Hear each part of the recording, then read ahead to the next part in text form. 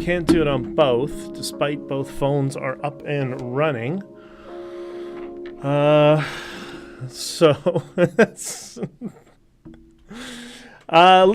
on Locals says Rachel Kreimer has been laid off from Global. Best news of the day. Oops. Whoa, hold on. Rachel Kreimer hold on. Has been laid off from. Okay, there we go. Don't need that. Yeah, a win for freedom. I don't know. I'm not big on Schadenfreude, especially with people who are just look. She's a hired gun.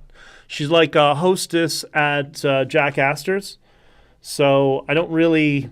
I mean, if Rachel Gilmore was smart, she would turn completely over to the other side and go to the conservative side. That would melt the brains of people in government, and I bet you she would have a pretty successful career as a result. I don't know, just a hunch. Okay, let me just shut down my OmniFocus and Signal and free up some memory here so we can all have some fun tonight. And let me get to the comments. And, oh, look, everybody's here. Claudette, good evening. Avril, good evening. Megan, Irene, Howard, hello from Charleston Lake in Eastern Ontario. Well, good evening to you, and I hope you all have a glass of wine, a beer, a brewski, or some ginger ale, or some grape juice, or whatever you want to call it. And tonight's going to be, I think, a little bit of fun. Let me just do a quick... I got to do apparently a reel here. So I'm going to open up to Instagram. And so here we go. So for everybody, I know we're live streaming, so you all see this. But everybody who's on Instagram, doing a reel, we're starting now. youtube.com/BJD Online on YouTube, or honkingforfreedom.locals.com. Come join us. This is going to be a lot of fun tonight. Love you all. And don't forget, bring your wine of choice, because we're going to have a few drinks tonight and make sure it's lots of fun. So come join us. All right. So that's going out to... yeah, okay, sorry.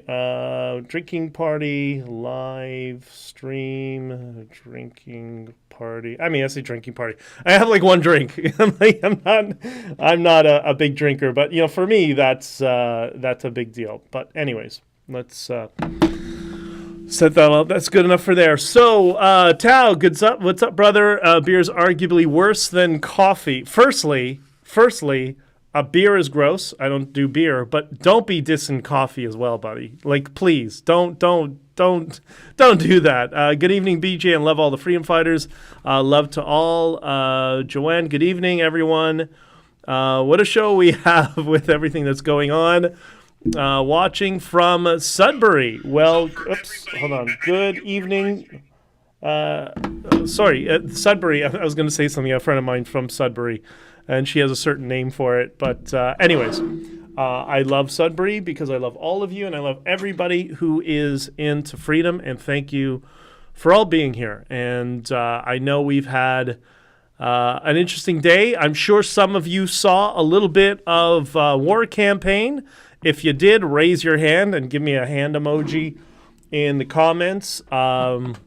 Chad, who was that's one of the things I guess we'll celebrate tonight. Chad, who was our treasurer during the convoy, has filed the first lawsuit. We'll talk about that in a second.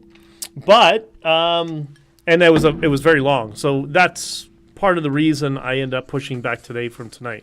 Hello from somewhere in some place with some people. Well, give my best to your some people. I hope everybody's having an awesome day and an awesome night.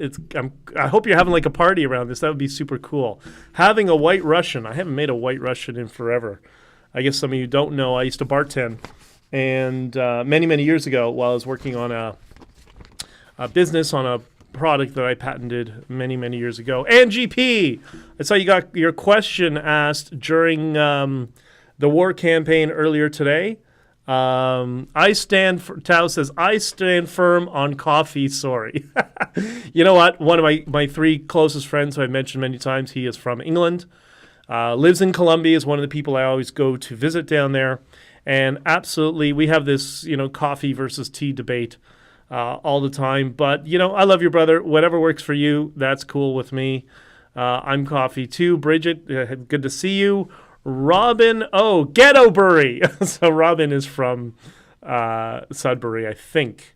But that's one of the names I've heard for Sudbury. But I don't know. I thought it was charming. The few times I've been up there, I thought it was very pretty. Was able to listen to some of it, the war campaign. All right, well, great. BJ, how do we watch the war campaign? Simple. Go to the war campaign YouTube channel and just go to YouTube, type in war campaign, and you have to click on, there's a tab across the top. It says videos and then playlists, and one of them is live. You got to click the live, and it's the most recent live video. I don't think they put it on their landing page. I should suggest to Ro to do that. Paula, good evening. Hands, hi, how everybody? Okay, all right. Jennifer, hey, Banjo. All right, everybody's here tonight. Everybody's getting a couple of drinks. Let's not get too drunk, but we're gonna have some fun because there's so much to celebrate. It's good to see you, Jen. Ken, no emojis. What's wrong with emojis? Come on, man. Emojis has got to be one of the greatest forms of modern communication. I use them all the time because I use them to convey emotion, because sometimes you say things and people will take it as a negative when you try to be positive about something, and that's why I use emojis. But anyways, Lisa says, I missed the war campaign and can't find the video. Yeah, it won't be on the main landing page. Go to the YouTube page for war campaign and click on live, and it's the episode that was released today. Paula's caffeine high here in Somewhereland. All right, great. Okay, so welcome to the Freedom Not Coffee live stream, the Freedom Drinking live stream, and we all celebrate the freedoms that we have, and we work on expanding them in the future. And we do that by talking about negative things, but from the positive perspective and the positive frame, because I think there's a lot of good going on in the world. The goodness started during the convoy, and I think it's continued. I think people see a lot of what's going on with, I call them the outsiders who came to sabotage, and they're like, oh, what's all this infighting? Like, there's no infighting. Like, me and Bridget have never been closer.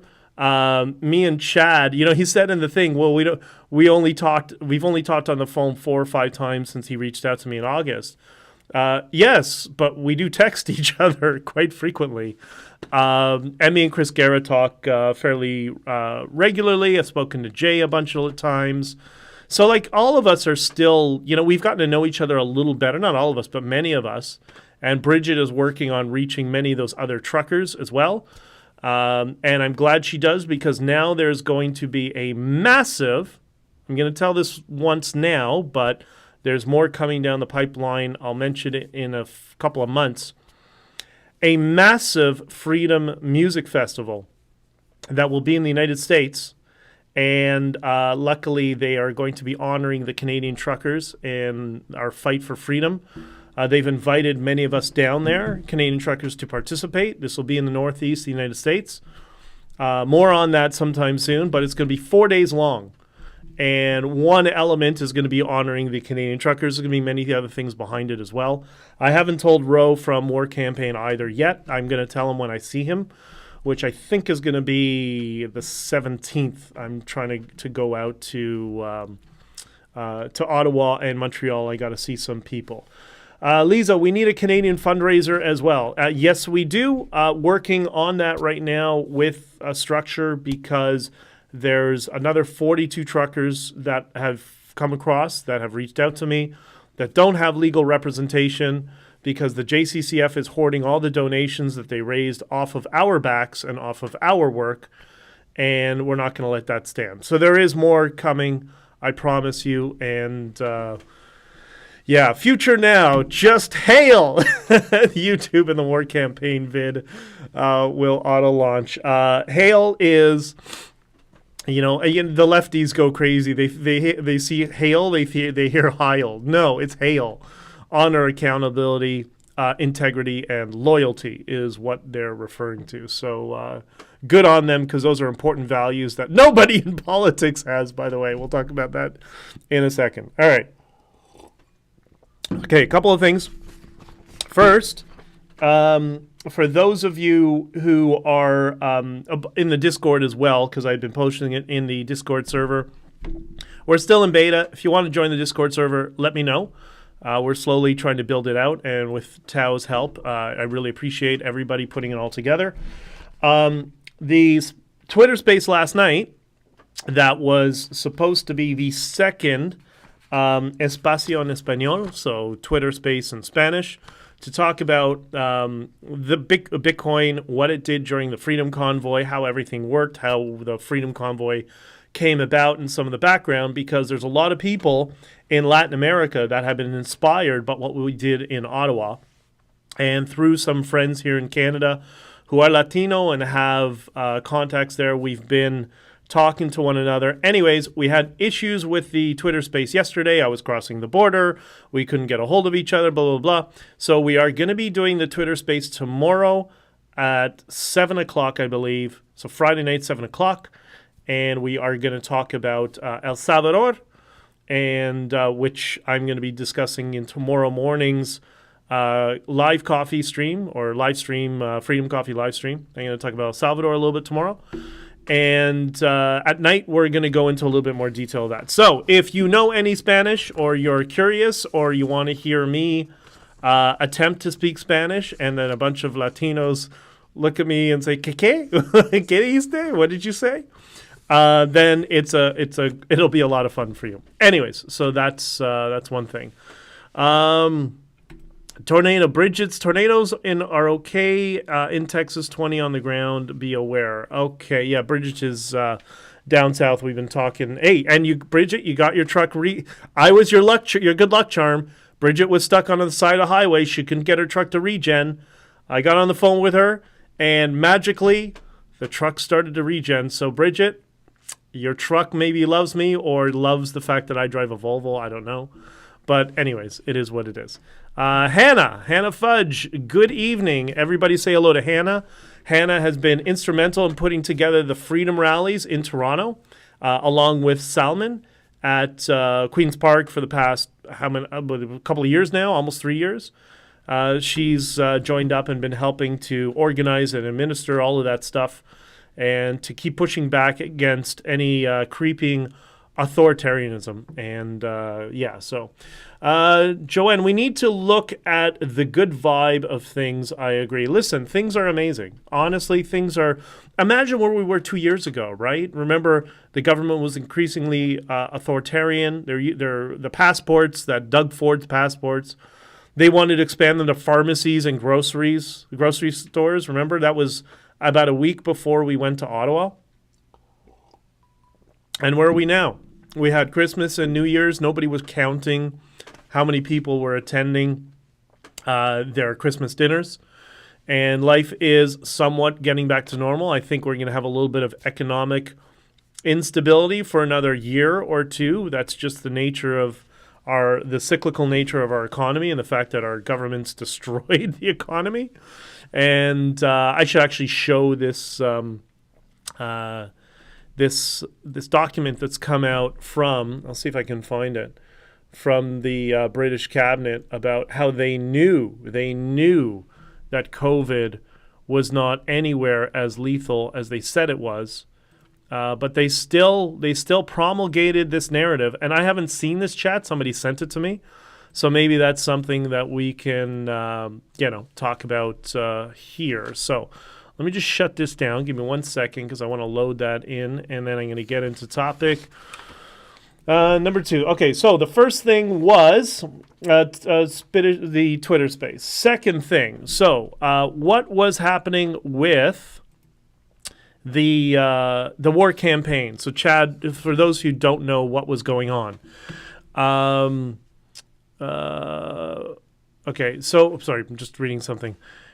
Chad has launched a lawsuit, and this is the first lawsuit, by the way. There's going to be likely several more to come going in the same direction, He launched a lawsuit against Keith Wilson, Eva Chepiak, JCCF, which is John Carpe and the JCCF.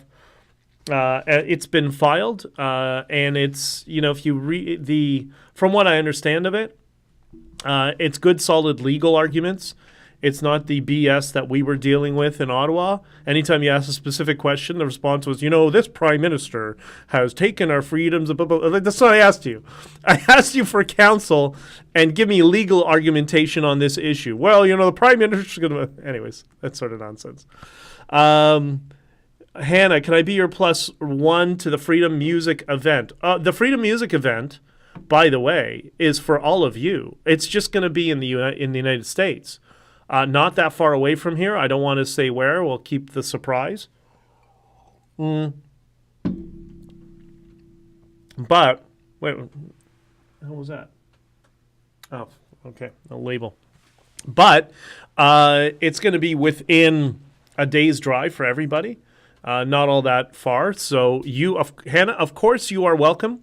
I might be one of the keynote people there, I think. I think that's the case. But 4 days, music festival, and out in the heat in June, the end of June, the warmest time of the year. I think we're going to have space for 150 trucks, if I'm not mistaken, between 150, 200 trucks. And we're just kind of working out the list of what trucks. So I want to get American truckers and Canadian truckers. We want to get the American truckers who had Canadian flags on their rigs and to come out. For all of you at this festival, come talk to the truckers, meet them, everybody get to know each other, hear each other's stories. It'll be pretty amazing and epic. So Hannah, I expect you to be there. Okay, we'll talk more. I'll let you know. Okay, so the lawsuit was discussed on the war campaign with Chad and Roe, and it's about 2 hours. It went quite long and quite detailed, pretty good. And I think that would be an interest to all of you. And again, I don't think this is by any stretch of the imagination going to be the last lawsuit that's going to be going in that direction. I warned those people, you hoard us out for $5 million in donations. You think you're going to keep it? No, it's not going to happen. Anyways, we'll move on. Life is amazing. Keep up your vibrations high. It is only going to get better. 100%, Lisa. Look, things are getting better already. They've been progressively getting better. Good example. Look what's happening all over the world. Look at Bukele in El Salvador. I'm looking to book a trip to El Salvador to go meet people there and hang out. And maybe it's a little different for me because I lived in Colombia and I kind of speak the language. But the people who are down there, they're all extranjeros. They're all gringos. They're all foreigners.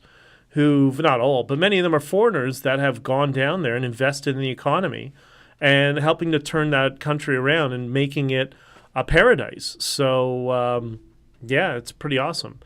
Somebody's thanking Hannah for all her work. Cheryl thanking Hannah. And Hannah says, Queen's Park, Toronto, every Saturday, 12 p.m. Let's let Toronto know that Trudeau must go. Well, Doug Ford also needs to go, but yes. First is Trudeau, then it's Doug Fraud. All right, so, and then the last thing, I'm going to be talking on these streams over the next however long. I'm going to be talking more about politics from time to time. Again, we're not going to get shy away from the positivity, dealing with many of the issues we've had to deal with. There's going to be a lot of stuff around the legal and the Freedom Convoy, and you're all going to have questions and say, wait, did this happen? Did that really happen? All that sort of stuff. And I am here to clarify things for you because, unfortunately, I was right in the thick of it, dealing with Keith Wilson, unfortunately. And so it is what it is. So this platform's here, so I'll be able to clarify questions that you have, things that come up in court if you have any issues or questions. If I know the answer, I'll tell you. I'll be able to give the full context around as many things as possible. But the reason I say that is because I, this person here, I am not under any circumstances voting in the next federal election. I am not. Doesn't mean you shouldn't.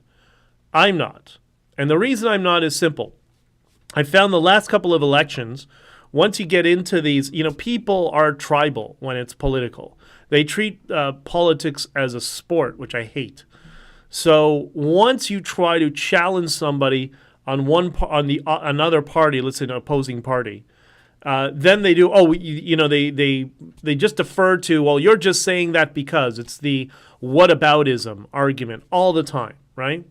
So I don't want to have be perceived of having any bias. I don't. I think they all suck. Everybody in the political class is garbage. I like what Nayib Bukele did in El Salvador. I think we need that here as well. But I have no dog in the next election in this fight. So I'm going to talk about, obviously, Prime Minister Diversity Blackface. Obviously, I'm going to talk about him. I'm also going to talk about Jughead Singh, or Sellout Singh, whatever he's called. But I will also talk about the CCP and the Conservative Party and the PPC. I'll be talking about both. And I don't want people to get in, you're saying this because you support... No. I don't have a dog in this fight. I'm just going to I'm going to try to present the best and worst arguments for and against each candidate. And that's it. Just so this can be kind of a central point, much like the Discord server, where we can talk openly and not tear each other apart and do you're just saying it because you're on team blue, team red, team purple, whatever. No. Let's just have an objective conversation of the facts. And it is what it is. Missy, I didn't know that Ben was actually the one talking, but I'm actually new here. I just happened to come across him on Twitter. Well, thank you. But wasn't sure if he would definitely see a comment here if there's email. Well, now I've seen your comment because I put it on the screen. So, yeah, you can see your comment. I'm scrolling by a little bit quick. I can't get everybody's. But Ben doesn't miss much. Well, listen, Jesse, I am a man. And we do sometimes miss stuff. But I do my best. I do my best to try to be as perceptive as possible. David, hey there. What's up, David? It's good to see you, brother. I follow you on TikTok. Yeah, I'm doing one of these TikTok live things. By the way, hopefully TikTok will be banned. I'm not big on banning things, but I give it about 6 months until it's done. It's banned. So if anybody who uses TikTok should be building out their Instagram platform right now, because everybody who's using TikTok will just migrate over to Instagram. Instagram has its problems, but I think I'd much rather have my data mined by Facebook than the Communist Party China. I think that's a problem. Lisa says, sorry, my nose is itchy. I'm not picking my nose. Lisa, did he include Humpty Dumpty? No, Humpty Dumpty's irrelevant. They're just using Humpty Dumpty for a period of time, and he's already become a liability to them. So I'm sure it's only a matter of time until they abandon him. So not really relevant. I want to talk about him. He's kind of, whatever. Angie, I'm tired of the tribalism and gameplay mentality in our politics. I think that's part of it. Stephen Hicks said this well. He was doing an interview with Glenn Beck, and this was just after we launched Stephen's podcast, which I guess season 2 we're going to be releasing sometime soon. Stephen is working on the episode. So if you don't know who Stephen is, Open College with Stephen Hicks is the podcast I produce for Stephen. Stephen Hicks wrote famously and did all the research, the book Explaining Postmodernism. So when Jordan Peterson talks about postmodernism, a lot of that work is attributed to Stephen. And it was very interesting when Stephen went on Jordan Peterson's podcast. I think it was the second time. It was very interesting to see the depth of knowledge that Stephen had around postmodernism. For those of you who don't know, postmodernism is woke ideology. It's the fundamental underpinning of the philosophy behind woke ideology. So I encourage everybody to learn what that is. You can learn the philosophy in a day. It's really simple. But once you understand that, then Prime Minister Blackface becomes very predictable. All the woke nonsense becomes very predictable. It's not so scary. It's a tactic, and it's very easy to understand. So So it is what it is. Okay. So, okie dokie, awesome. Bridget, would you be interested in doing an interview? I bet Bridget would. And by all means, have every Bridget and Chris Guerra. Chad did this long interview today, and then he said, I'm going to go back to my recluse life and focus on my family while his legal challenge plays out. And if that's what he does, I understand that, because when you have 12 kids, like Chad does, you're a little busy to deal with this nonsense all the time. Jess, I love how you promote me. You should be my promoter. All right. Jesse is, I am pre-modernism. You're an objectivist. Yes, you are. Okay, so the first thing I want to talk about, I mentioned in the last stream, we talked about stakeholders, right? So there was that, I should get the file up here. Let me see if I can. There were those files that were presented by the politically affiliated dirtbags who sabotaged our convoy. And I'm just looking for the thing right now, if I can see if I can find it. Is it this one? Let me see. Yes, okay. So we talked about in my last live stream, we talked about stakeholders and the phenomenon of stakeholders in politics. And that this is what you end up with, is you end up with a bunch of people who are identified by the political parties as stakeholders, meaning they don't listen to you, the individual, what you need. They listen to what stakeholders or groups, collectivist groups of people want. But what's really odd, which is a new phenomenon, and this is what Roe exposed. All these channels were subjected to this. So Mr. Sunshine Baby just had, I'll explain that in a second, but Mr. Sunshine Baby, Humpty Dumpty, there's a bunch of all these little channels that they got this presentation to become mouthpieces for the conservative establishment. Now, stakeholder is supposed to be somebody who is a voting bloc, that they address the needs of the voting bloc. It also can be influential people with lots of money. Captains of industry can be identified as stakeholders. But oddly, now they're going to YouTube channels to make them stakeholders. So instead of having to deal with legacy media, they just invest. I guess they're. I know for some people they've done this. They invest money in boosting the people's platform on like Facebook or whatever social media platform. So they'll throw $500, $1,000 here and there, and that person's platform will grow. And then they'll say, if you talk about the Freedom Convoy the way we want you to talk about it, then we'll give you access to different people. And if you look today, I wonder if I can find it as a perfectly good example, because I've wanted to nail this. When they started smearing me on this channel as I was watching it. All of this started just before the POEC, because the meeting was in October, and once they did that, then it was okay. Everybody compile on Dichter. I don't know what it is with what they have, why they're so obsessed with me. I mean, am I that dangerous? I don't know. But, here it is. Okay, I got this channel here. So one of the things that you get as a result is you get access to different people who are in politics and all that sort of stuff. And you kind of crafted a narrative, talk about the Freedom Convoy this way, talk about this guy, ignore these other people. I found out yesterday that employees at Rebel Media were being told this, saying, oh, yeah, these are the guys that we're going to support as the ones who ran the Freedom Convoy, Hurt Locker Tom and Keith Wilson and all that sort of stuff, because this was all a setup from the beginning, but all it seems to be.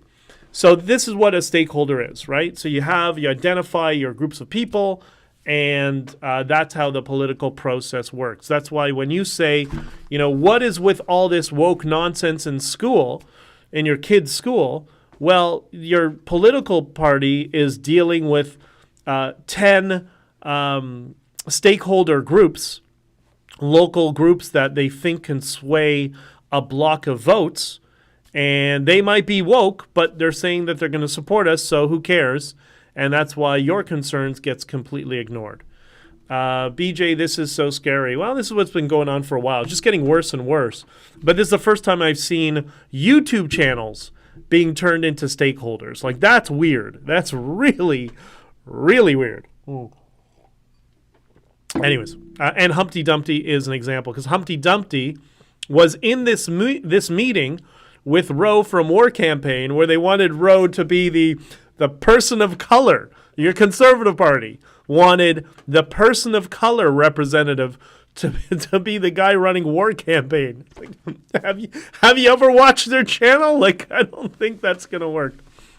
I had another YouTube channel that had way more subs and all of. Oh, okay. So, Missy, I didn't realize you have a YouTube channel. Send me your stuff, or send me an invite over Twitter. Would be great. Okay, so we know what a stakeholder is. We talked about in the last stream. You all understand. Future now. I'm not a stakeholder. I'm a free man. Freedom shall not be corporatized. Thanks anyways. Keith, defamation Wilson. Well, and here's the thing. A stakeholder, like, you should all be stakeholders. Anybody who is voting in an election is a stakeholder. But they're going down the path of Marxism, where we need to collectivize everybody. And we need to identify them as an identity group. And if they're an identity group, we're going to pick the message of the identity group. Hopefully we'll get all their votes. Like, are they morons? Are they morons? Yes, they are. Actually, they are. The first thing you'll meet, when you meet lots of people in politics, they're not the smartest people. Sneaky. Very, very sneaky, which is a certain type of intelligence. But I don't know. For me, I can always predict them 5 steps ahead, so they're very easy for me. Was Maverick Media at this stakeholder meeting? I'm not sure, but I'm willing to bet Maverick was at one of these stakeholder meetings, because around that time, whatever that guy's name is, Rick something, he started attacking me too. So all these people that went to these stakeholder. It started Dichter's a Fed, Dichter's this, Dichter's that, whatever. He's an op, and all this bullshit came out of the Conservative Party, which is what this is indirectly, trying to attack me and defame me. So remember, I said Chad's is the first lawsuit, right? There's so much stuff. I just don't know. I can't keep track of what was said and where it was, and if it's still going on or not. And so many other things to deal with. But yeah, I believe he probably was as well. Maybe not, but I would be surprised if he wasn't. All right, so that's we know what a stakeholder is. Okay. Hold on, I have my notes. I kind of jotted down a couple of notes here, and whatever. All right, so we know who stakeholders are. We know where this is all coming from, and I want to tie that into the next question, which was, remember, for those of you who've been here from the very beginning, because I started this now a few months ago, in the very beginning, I started to trickle out this idea, and I asked this question: was the Freedom Convoy sabotaged? For those of you who are here, what do you think? Now that you've seen what's been going on, now that you've been hearing me speak for a few months, you just saw Chad on War Campaign. You saw War Campaign's videos that have been posted about some of the goings-on behind the scenes. He also did a breakdown of the communication strategy for the Freedom Corp, how we're going to talk about the Freedom Convoy. So, because when I initially started it, gently trickled it out, I know a bunch of people thought I was crazy. Like, what do you mean it was sabotage? There's no way it was sabotage. What are we talking? Trudeau bad, cops came, blah, blah, blah. You know, how was it sabotage? So what do you think?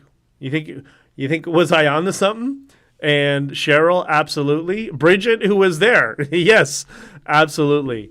In the beginning, there was a man named Ben. I love his fairy tales. Oh.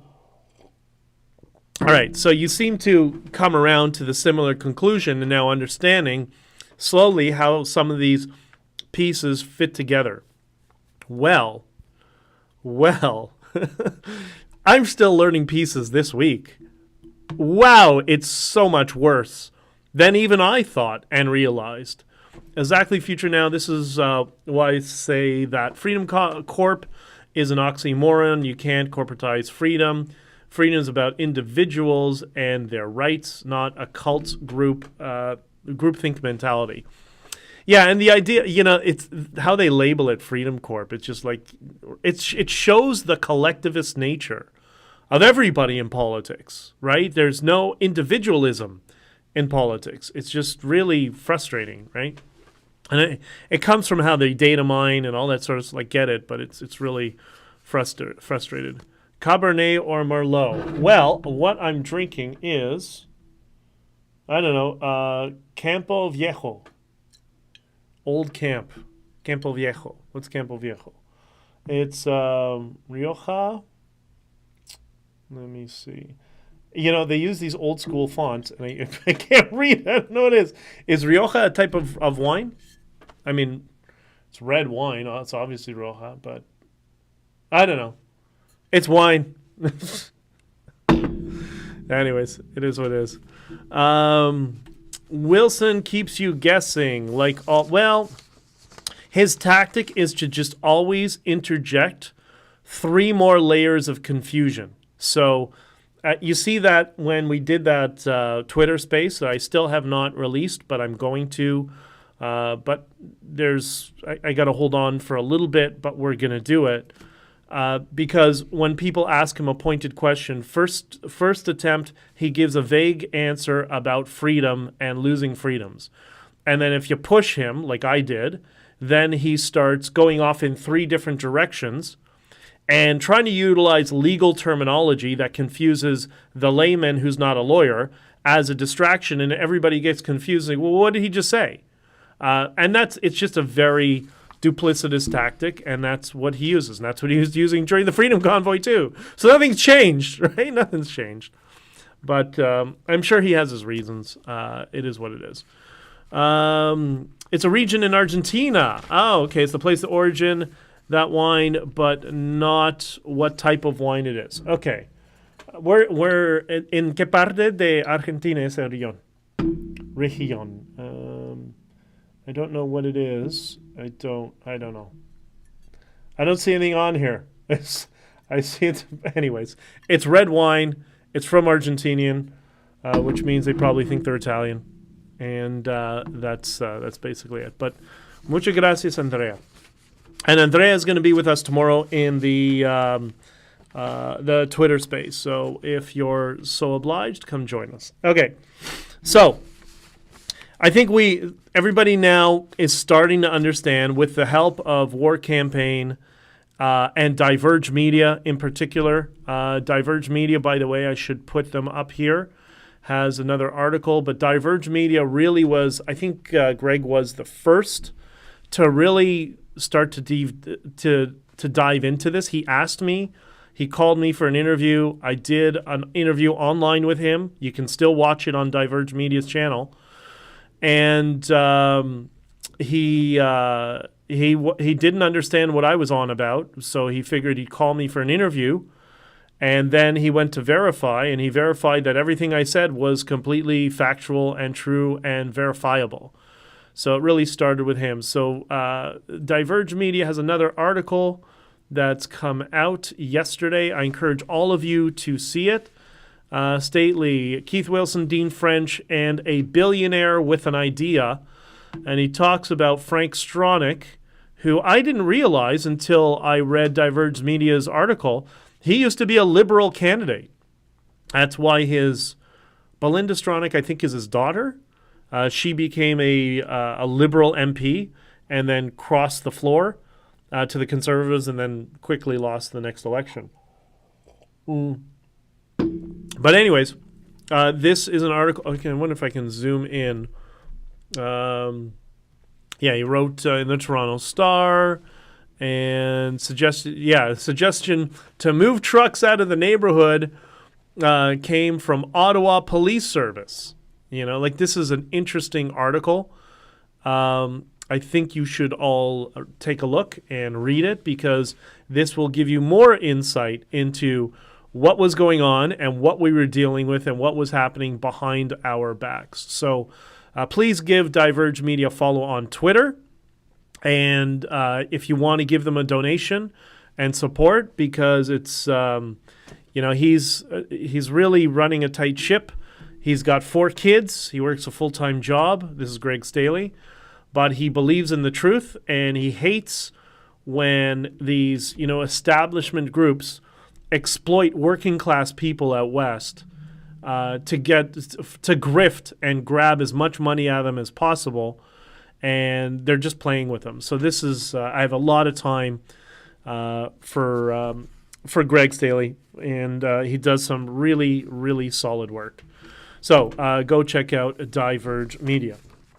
Okay, so the first question was, who sabotaged the convoy? And then my follow-up question to that is, who sabotaged the convoy and made off with millions of dollars of your donations, right? It's not in my hands, right? It's not in Chad Eros' hands. It's not in Chris Guerra's hands. It's not in Joe Jensen's hands. It's not in Bridget Belton's hands. It's not in Jason LaFace's hands. It's not in any other 42 truckers that don't have legal representation. Where's all the money that they raised off of our backs? And this is in addition to the, $6 million, I think, is in escrow that's locked up. So there's $6 million in escrow that we can't touch. That I have an appeal right now with Chris Guerra, which will explain once we get a decision on the appeal, and I'll explain all of that. But we'll see. We'll see what happens, right? But, there's $5 million that they raised, having dinners and bringing people around and prancing Tamara around to raise money. And okay, that's great. But you're doing it had the backs of the truckers. Hey, I got to show you a picture from me in the snowstorm in my truck this week and almost getting killed. They virtue signal around truckers all the time, but then who are the people they screw, right? The people they screw are truckers. So, anyways, that's so funny. I remember when it was all when I started asking that question, who sabotaged the convoy, and somebody thought I was crazy, and well, I guess it wasn't. I guess I wasn't, but I promise you this. This is just the beginning. So, I haven't even taken the first shot. They think, it's all over, and Hurt Locker Tom is going to churches and telling people, he's this grifting party, this fake party he's part of, and all that sort of stuff. It's I haven't fired a shot yet. Okay, you guys go celebrate. Great, go ahead. But it's going to get very interesting over the next several months. But anyways, Andrea, Twitter, see you in James Spaces. Oh yeah, Future Now, you're in there too. Actually, I was on vacation during the convoy. My husband gathered a few and went to Ottawa. It was the last week. He loved it. However, by then, all he could see was how brutal the police were. Yeah, that was pretty, And what's so funny? In the context of El Salvador, all the lefties that were, oh, great, beat the truckers, arrest them, they should be in jail, and blah, blah, blah. All those lefties, when Bukele takes people who are playing soccer with human heads that they just decapitated, that's the level of brutality of MS-19 and the 18th Street Gang. Pure, utter savages. The lefties, it's, but they're human rights. They're nuts. They're crazy. There's some of them, you just can't fix it. It's absolutely crazy. I'm going to talk more about that in the future as well.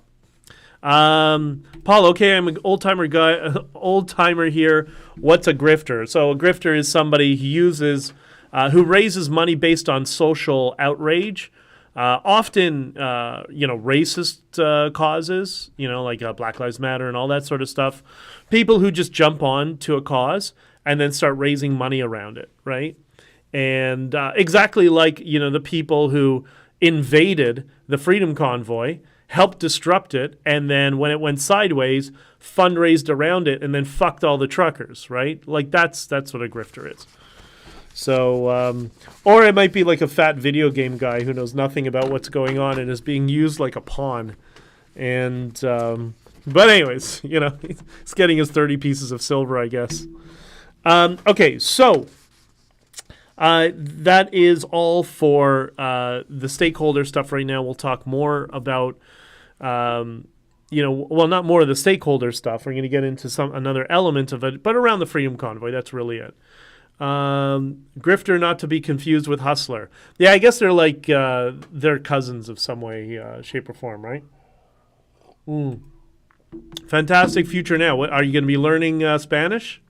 Future Now, I'm telling you, man.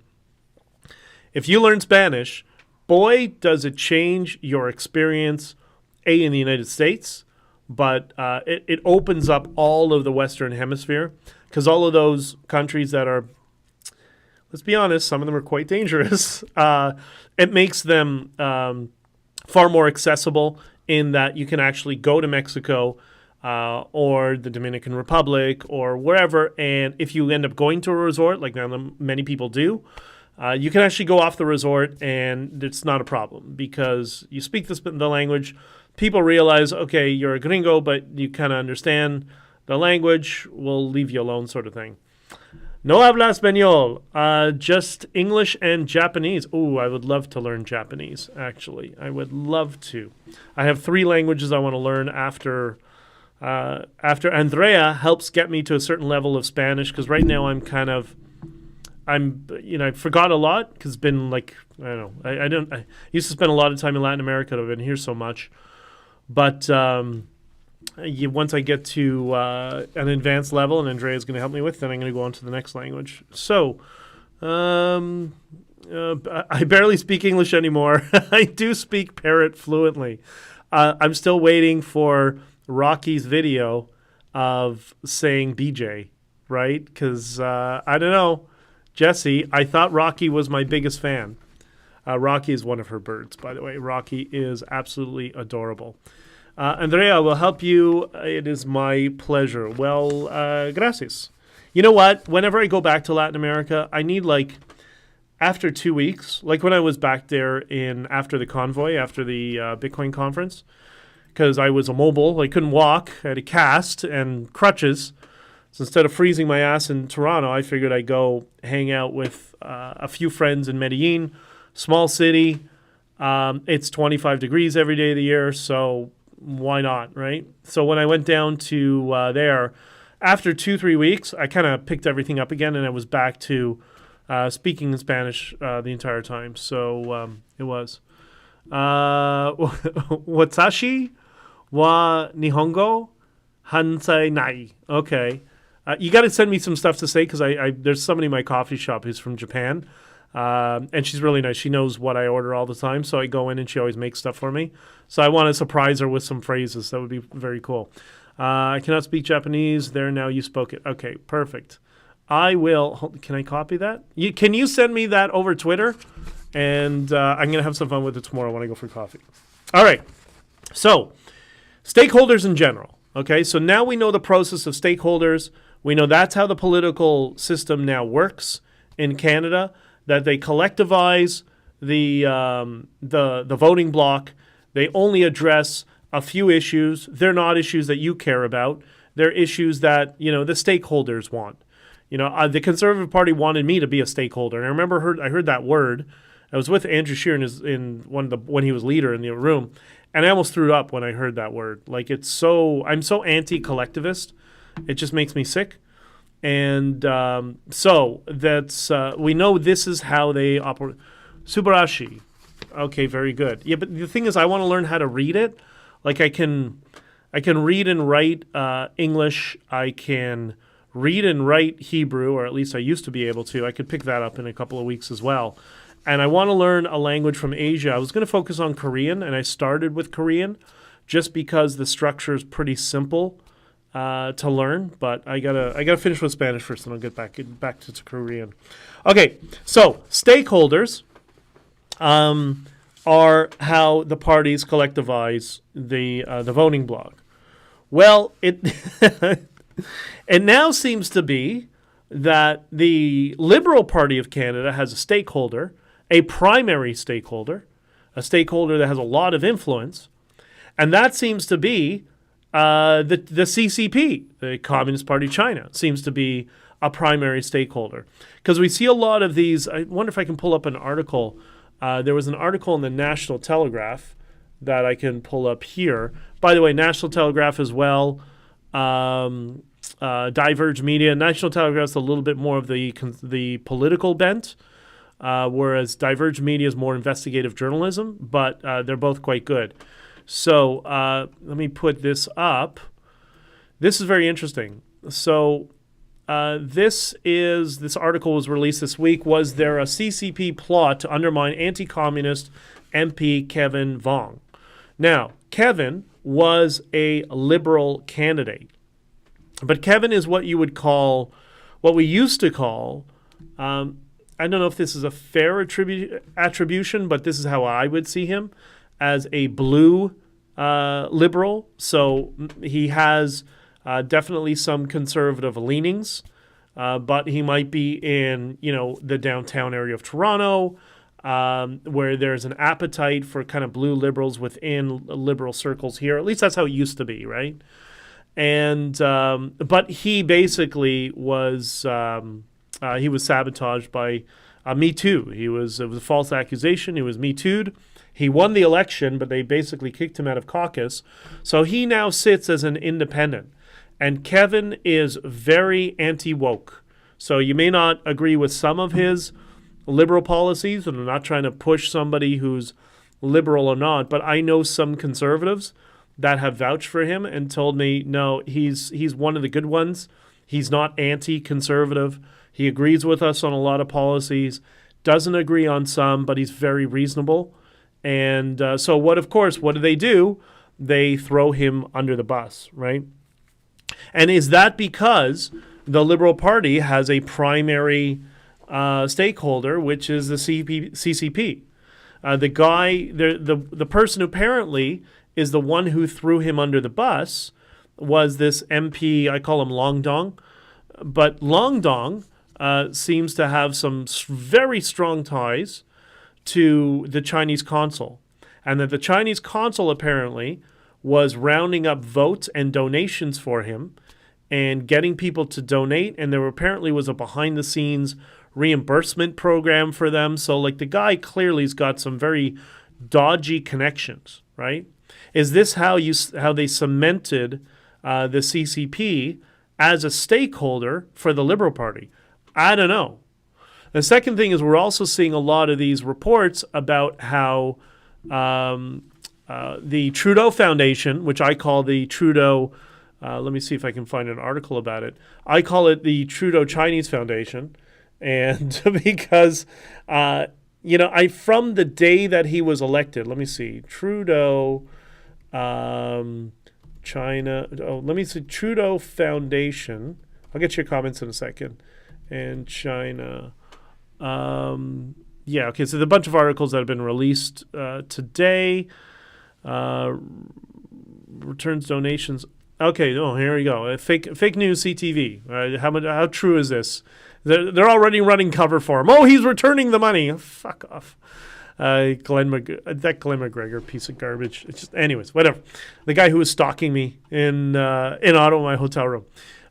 So the Pierre Elliott Trudeau Foundation. Now, what has come to light over the past week that apparently there's millions of dollars that have been laundered through the Trudeau Foundation. This is why we call it the Pierre Elliott Trudeau Chinese Foundation.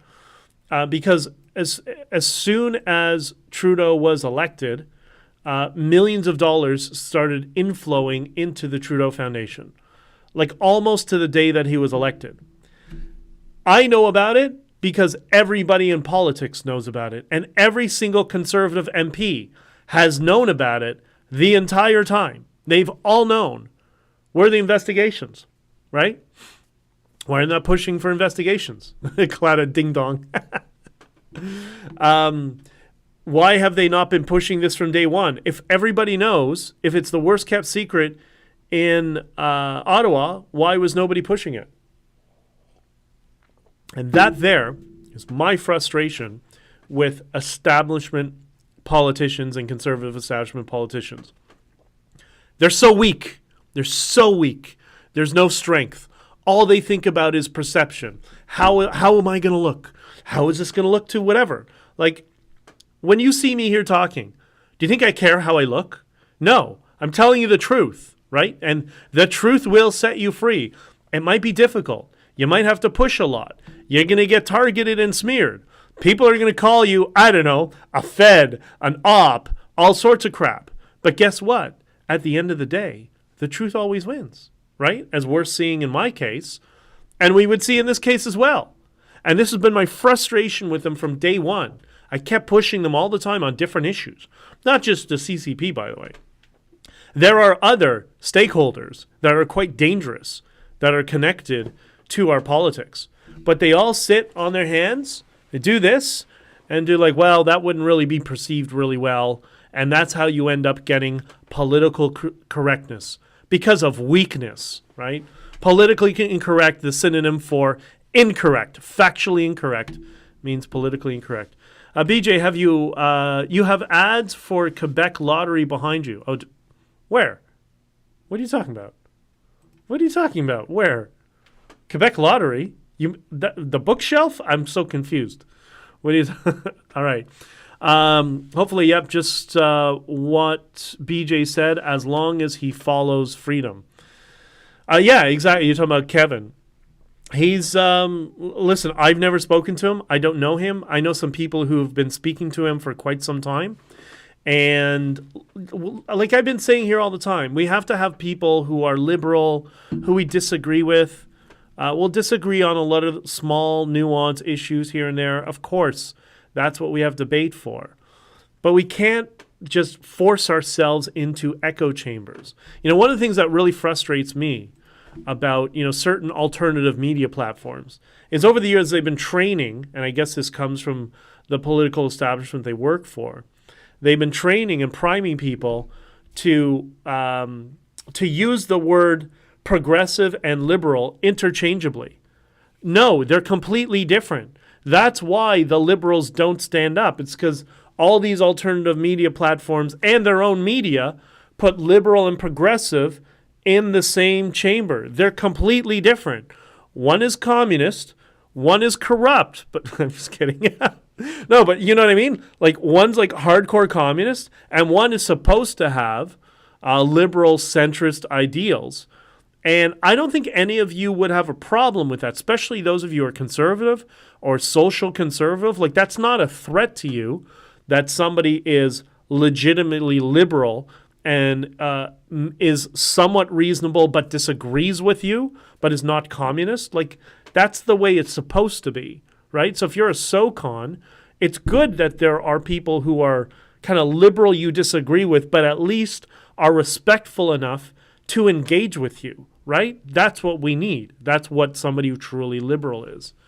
And so that's why when I see people like Kevin being smeared by ties to stakeholders, the Liberal Party stakeholders, and ties to CCP extremism, we all should be concerned and we all should be supporting somebody like that because that could be the basis of creating this divide amongst the communists and the people who want to go back to being liberal and want to get rid of Krista Friedland and want to get rid of Justin Trudeau and just go back to being corrupt liberals, right?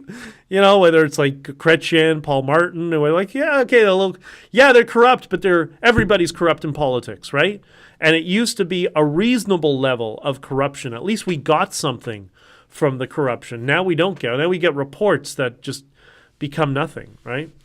It's black and white. Once you see it in BS stands out. And you hear and see the lies. Yeah, 100%. Classical Enlightenment liberalism has been supplanted by woke Marxism. 100%. Exactly. The left is gone. Well, the left has been taken over by leftists, right? And one of the things I love about Stephen Hicks's work, who wrote Explaining Postmodernism,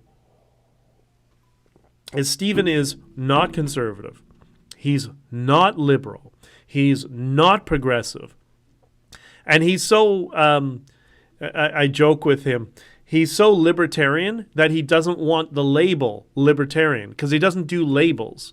I'm an individual and I have an individual world perspective. Now, I know that's inconvenient for political parties when they want to campaign. Yeah, that can be a pain in the ass. But you know what? I really don't care about political parties and making their lives easy. I want to make it so we all communicate with one another, and I'll respect it, everybody. I am No DJ Productions. Good evening. It's good to see you. Thank you for being here as always, and I hope you got your little glass of wine. Not too much. We're not going to get too drunk tonight, but whatever. Tao, the radical left has been allowed to dominate. Plenty of people on, quote, the left, left the left, if that makes sense. 100%. Dave Rubin is a good example of that. He talks about that frequently. And he seems to have adopted more conservative values now, I guess, because, you know, when you become part of a group, and I personally don't do groups, but when you become part of a group, you're going to get influenced by the people who are around you. That's just normal human behavior, right? But yeah, Tao, I agree. And, you know, one of the people somebody's reached out to me for me this week is Jimmy Dore. I was supposed to go on Jimmy Dore's show just towards the end of the protest. I think we're thinking about the following week after the hockey players were supposed to come in and whatever. And I wanted to go on Jimmy Dore. Why? Because I probably disagree with him on 90% of his worldview, but he's pro-free speech. He's pro-freedom. He's we got to talk to conservatives. He's not a conservative in any way, but he's about open engagement, and that's what we need. That's how we'll fix all of this stuff. Claudette, and yes, and Jimmy Dore is funny. He is quite funny, and that's important. We have to be able to take a joke when people make fun of conservatives. We have to be able to take the joke, and when we make fun of them, they have to be able to take, like, that's what loving each other is about, joking about each other, not taking everything so personally, right? So, yeah, we're far right now. Everybody's far right, right? If you're not a communist, you're far right, and that's what it is. But I think that's what happens when you have the CCP as a stakeholder in your party, and that's what Trudeau has brought in, and that's why there's nothing left of the Liberal Party. There's a small group of people and a couple of stakeholders with mega bucks that are just helping him destroy the country. That's just the way things work right now, but I think it's coming to an end. And you're also starting to see, I don't know if you guys know what the 50-cent army is. Do you know what the 50-cent army is? They're using it, but the conservatives are doing the same thing. All political parties are doing it now. When you see the smears go up on Twitter and saying, oh, nobody likes Dichter, or Dichter's an a-hole, or Dichter that, that's the 50-cent army. The 50-cent army is what the Communist Party, they pay 50 cents to Communist Party members who go on the internet and just attack their opposition. 50 cents per post. And we're utilizing the 50-cent army here as well. So one of the chiefs in the 50-cent army is Humpty Dumpty. He's getting his 30 pieces of silver to, utilize this communication strategy from it's so bad. It's so bad. I can't believe they would even do it. Like, it's so bad. I should show you. There's another thing here. You know what? I didn't show it last time. I don't mean to bounce around on topics, but it's so funny. It's so, like, for me, it's so delicious that I got to share it. Let me open. I'm going to grab this image here. This is one of the charts. One of the charts that was presented to Roe and all the rest of the 50-cent army, well, Roe's not, but the rest of the 50-cent army that went on board. And and started smashing me and smearing me. I don't know. I don't know why I'm such a threat. I'm just some dude who had an amazing messaging strategy for that convoy, but maybe they're afraid that it's going to be targeted at them. Maybe it will be. Anyways, all right. So this is what I was going to show you. So this is from the engagement strategy from the stakeholder communication strategy for Freedom Corp, which basically comes from the Conservative Party, because the JCCF's a proxy for the Conservative Party. All right. So engagement, and that's why I've said so many times that Pierre Poilievre, for people who ask me, he's not the problem. The problem is the apparatus that surrounds him needs to be ripped apart the way that Bukele did the same thing, which is what I'm waiting for Pierre to do. He has so much opportunity if he just purges that party of the garbage, and it's not hard to do. It's not, you got to utilize some political capital. It's, okay, I shouldn't say it's not hard. Yes, it's hard. It's very difficult. But you want to run the country, you got to first clean out the party, right? Anyways, we'll talk more and more about the different candidates moving in the future. And again, I'm not voting for anybody, so I don't have a dog in this fight. I'm going to try to be as objective as possible. So you have Bathsheba Vandenberg, who is apparently some young lawyer, some very young, like junior lawyer, who works for the same firm or worked for the same firm as Brendan Miller. Isn't that interesting? So they're telling Eva Chepiak, who's the lead, I said she was going to take over, and I was right. They're going to make Eva Chepiak the lead on this. And look at these people. So Beth Ann, I've never met her. I think Chris knows her. This Jerome guy is a guy on Facebook, but I don't use Facebook. I don't know who that is. So these are all the people that are involved in this hustle, right? That they're just lying to you. They're just promulgating lies. This is Hurt Locker Tom and Danny Bulford. So they're the same. They're on the same level.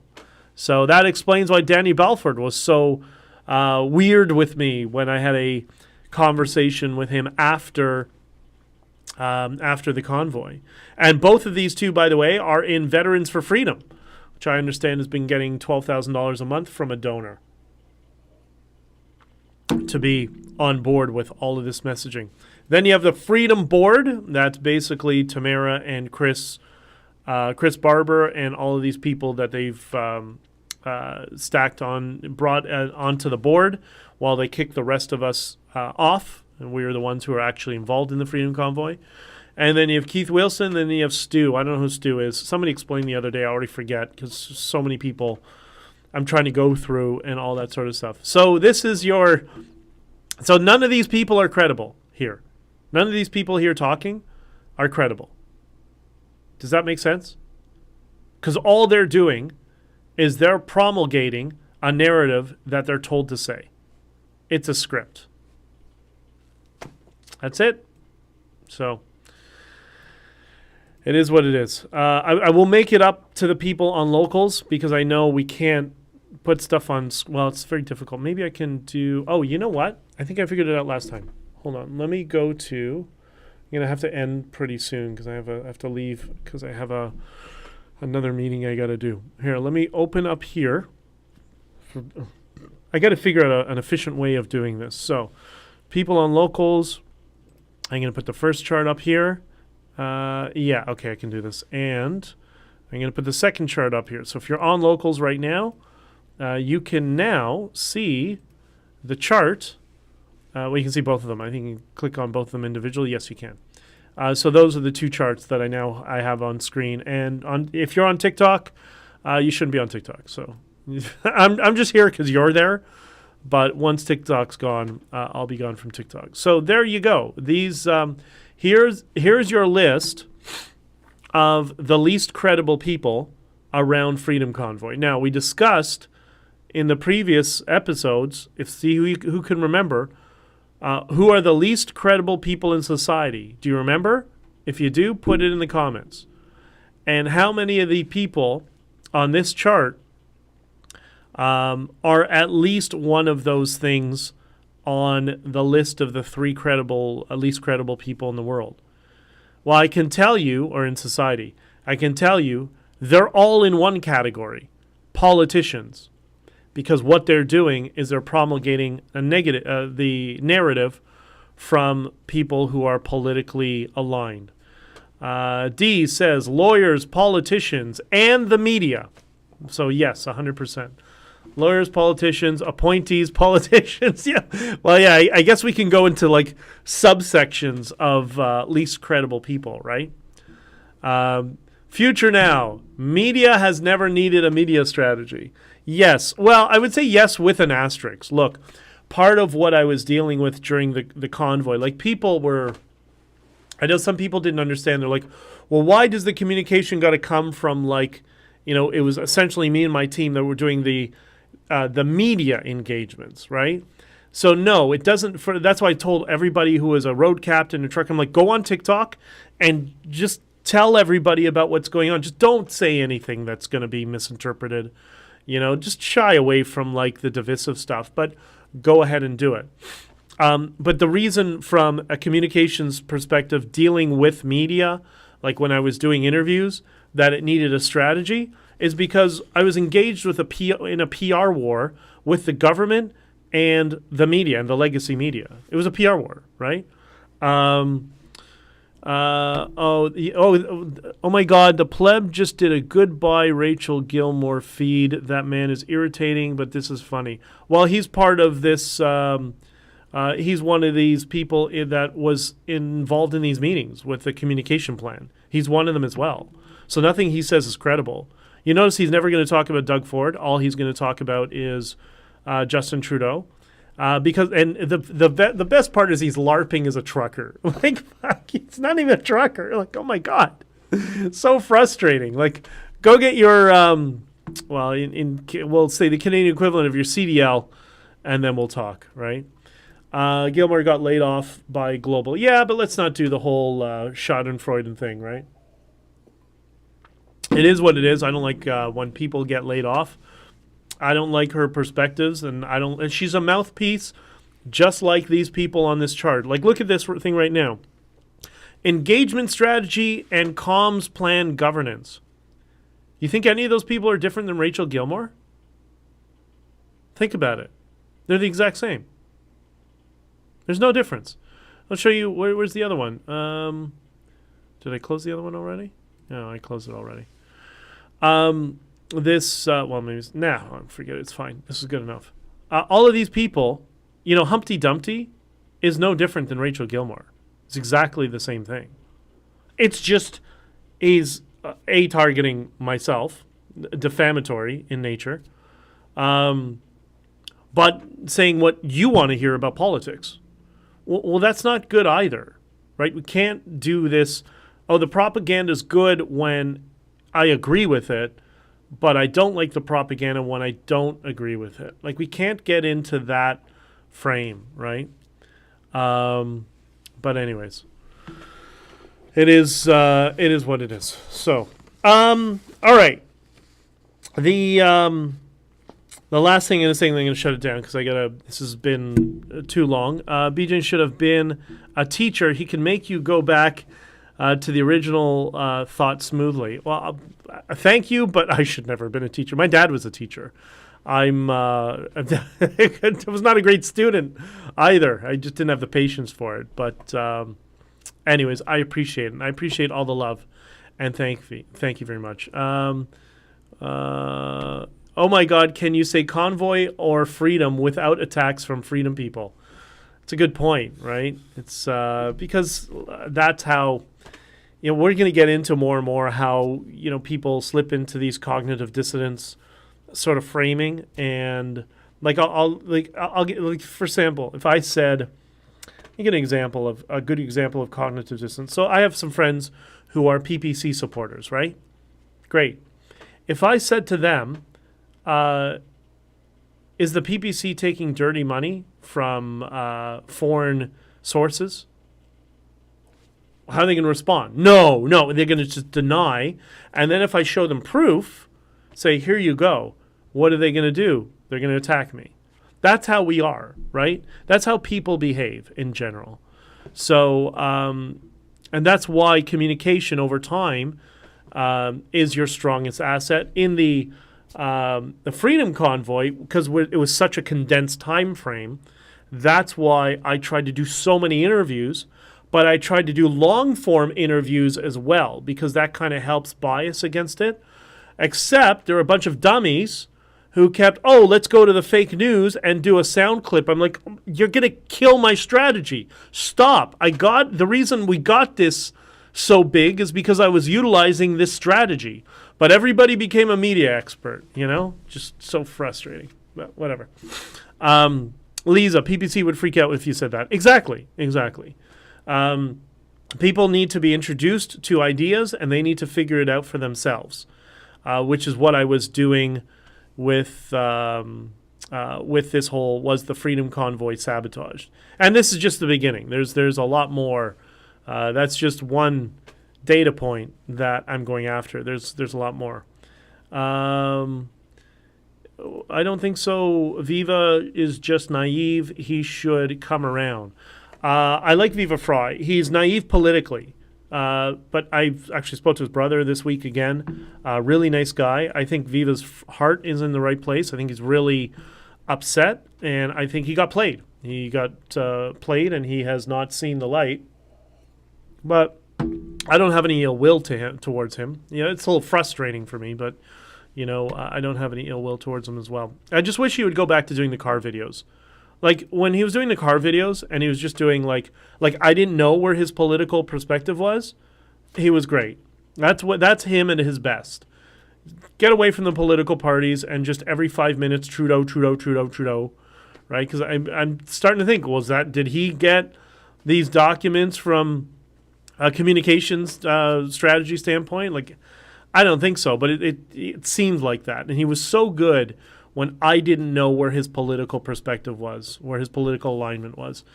And if anybody talks to him, please let him know that he's got to go back to that. He was so good.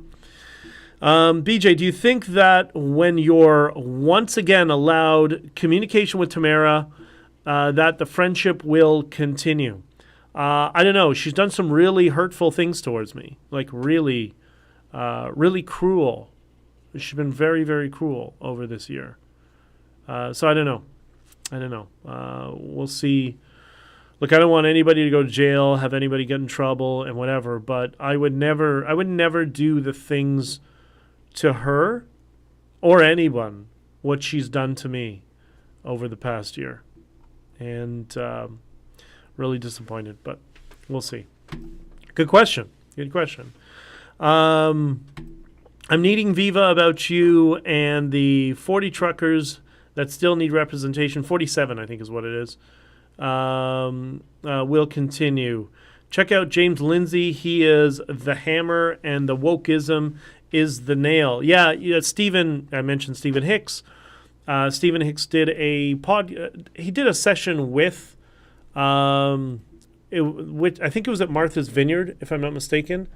It was Stephen Hicks and James Lindsay and another professor. I can't remember what it is. Let me see if I can find it for you.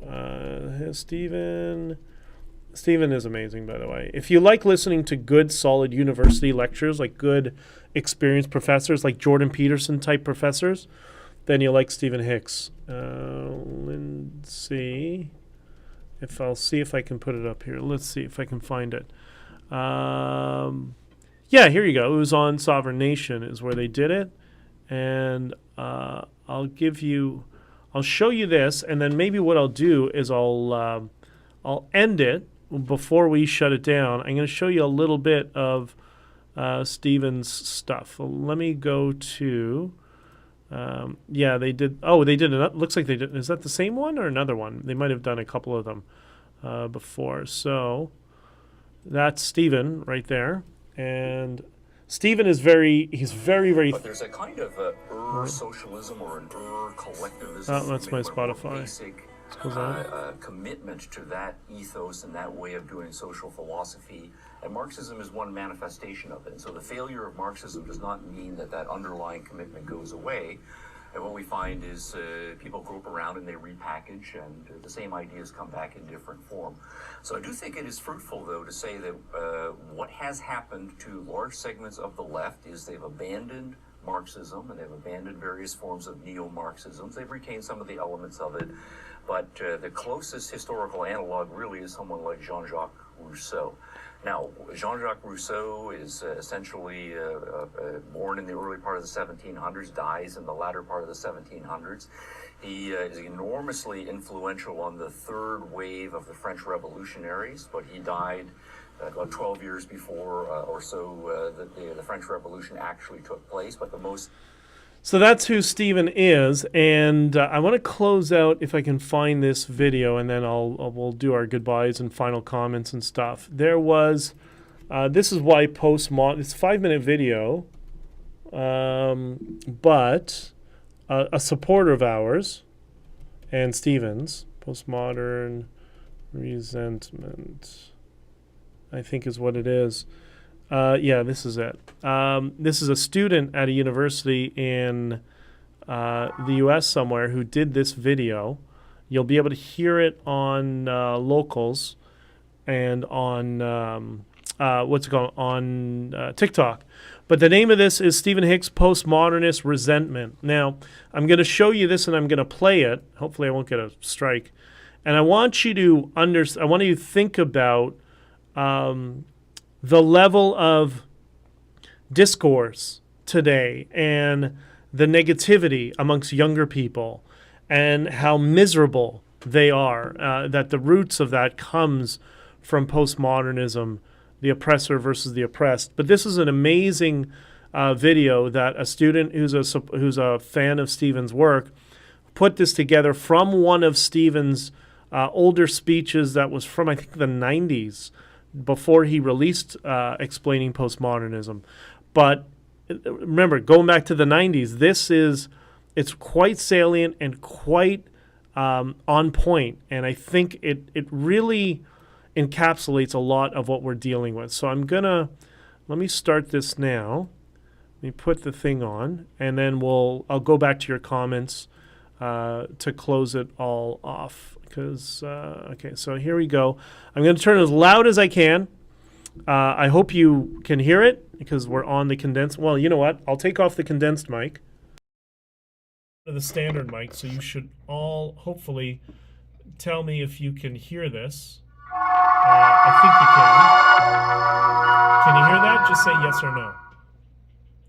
Stephen Hicks, Cheryl. In older socialist writing, you can often see signs of resentment, envy, anger, exulting in the destruction that the socialist revolution will bring, how those capitalists will finally get what's coming to them.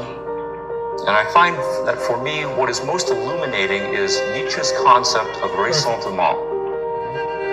Ressentiment in the French is close to the English resentment, but it's got kind of a more curdled bitterness.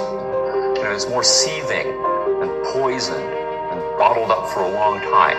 That's ressentiment. I want to use Nietzsche against postmodernists for a change. Nietzsche uses the concept of ressentiment in the context of developing his famous account of master and slave morality. Master morality for Nietzsche is the morality of the vigorous, life-loving, strong. It's the morality of those who love adventure, delight in creativity, in their own sense of purposefulness and assertiveness. Slave morality is the morality of the weak, the humble, those who feel weak, victimized, afraid to venture forth into the big bad world. Weaklings are the chronically passive, largely because they are afraid of the strong. As a result, the weak feel frustrated. They can't get what they want out of life.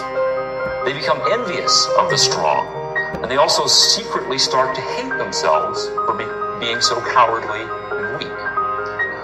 But no one can live thinking that he or she is deeply hateful. And so the weak invent a rationalization that tells them they are the good and the moral because they are weak, humble, passive. Humility is a virtue. And so is being on the side of the weak and the downtrodden, people just like you. And so, of course, the opposites of those things must be the evil: aggressiveness, pride, independence, being physically and materially successful. Toxic masculinity. Eventually, the smart weakling will feel such a combination of self-loathing and envy of his enemies that he will need to lash out. He will feel the urge to hurt in any way he can his hated enemy. But of course, he can't risk direct physical confrontation. He's a weakling. His only weapons are words. Now, in our time, the capitalists are the strong, the exuberant, the active. For a while in the past century, socialists could believe that the revolution was coming, that woe would come to them that are rich and blessed would be the poor. But that hope has been dashed cruelly. Socialism is the loser, and if the socialists know that, they will hate that fact. They will hate the winners for having won, and they will hate themselves for having picked the losing side. Hate, as a chronic condition, leads to the urge to destroy. But again, your only weapons are words. How can you use words to destroy? I think the whole idea of deconstruction comes out of this. Postmodernism is populated by large numbers of people who like the idea of deconstructing other people's work. It's the opposite of constructing something of your own. Now consider parallel examples from the world of visual art. I think the Okay, so I suggest looking at that video. I'll cut it off now. It's long enough. But here, I'm going to put the regular mic back in. Hopefully you can all hear me. Let me just switch over because I don't like crappy sound quality. And input condensed. All right, so you get the idea with Stephen, and it's very interesting. You see a lot of this in visual arts and the cultural changes of visual arts that started in the 1960s. That's why when you see, I don't know, what's that guy's name? When there's a bunch of them, conservative pundits talk about modern art and why modern art is so bad. What they're missing is this: the underlying philosophy of some modern art that comes from postmodernism, that is just cynicism, oppressor versus oppressed, and victimization. That's where this all comes from. And that's why Jordan Peterson, one of his earliest speeches was at the Manning Conference, and he said, I clipped that out for a promo for our podcast, that everybody needs to read, and he holds up no, he didn't hold up, though. Everybody needs to read Explaining Postmodernism by Stephen Hicks, so you understand the underlying philosophy of these people. And then once you do, everything makes sense. Your mic is off, very quiet. Wait, hold on 1 second. USB condensed. Can you not hear me now? The volume's too low? Is it still too low? I hear him. You guys don't know. It's too low. Okay, hold on. Maybe that's screwed up. Is that better? It's not going to be as good sound quality. Can you hear it now? Can you hear me now? If you can hear me now, then fine. Okay. So, so the point is, when you look at visual, yes, it's too low. I don't know what to do. I have the volume. Oh wait, input volume. Let me put it up here. Let me try this. Is that better? Is that better? Sound is fine here for Howard. Okay. So when people like Paul Joseph Watson talk about how how modern art is horrible because it's ugly and it's meaningless, no, that's not the problem. The problem is the underlying philosophy of a lot of modern art is postmodern in nature. It's all cynicism, victim versus oppressor, and negativity, and the world is horrible. Like that's all. That's what postmodernism. At least that's what I see in modern art. I'm nowhere near an art critic, although for many years I lived with an art expert. And let's just say it's not exactly Peter Paul Rubens, modern art. So it is what it is. Anyways, needs a producer. I'm trying to do this that I don't have to invest the hundreds of hours in building out a podcast platform. I can just press a button, start to talk, have some notes, and then end it, because my life is so busy. I can't produce another podcast. Like, I'm just, I gotta get our podcast revenue streams up somehow. And I think we may be merging with a company sometime soon and handing off a lot of that stuff, because I just can't deal with all this stuff. There's too much going on. I know. Listen, I hear you, bro. I'm not getting... Listen, do you think I have thin skin that I get upset at anything? Come on, man. Like, I don't care. But yeah, no, I appreciate it. BJ, turn your mic on. Angie, you're killing me. The mic is on. All right. Well, I'm gonna end it now, because we're already an hour and 29 minutes in. We're all way too long. I hope none of you have drank too much. I hope you've enjoyed your stuff. You switched it for the video switch back. I did, Angie. I did switch back. So I don't know what to tell you.